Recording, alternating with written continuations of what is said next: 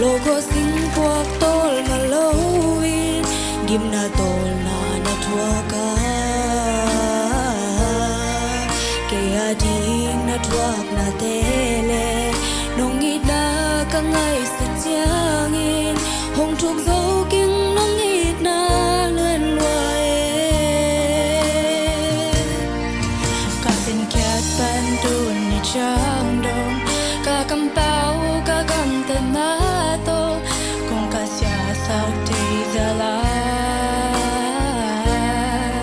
min bang ka pian khat ni chang in na ta na nga te be lo in chỉ nằm ta kia nong pian khat sak nuam loi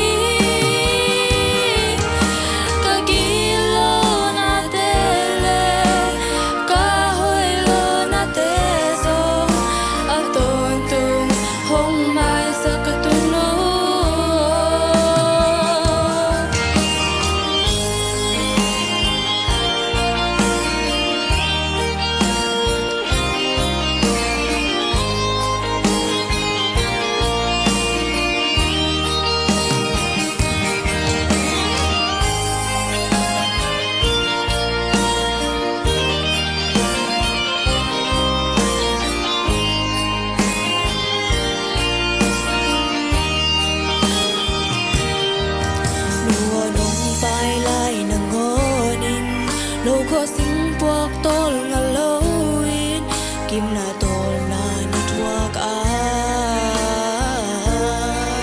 ke ading na tuak na tele nong it na ka ngai su chiangin hong thuk zo king nong it na in lian loe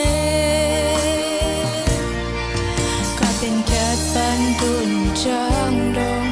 ka kam pau ka gam ta na kong ka sia sa te za la min bang ka pian khat ni chang in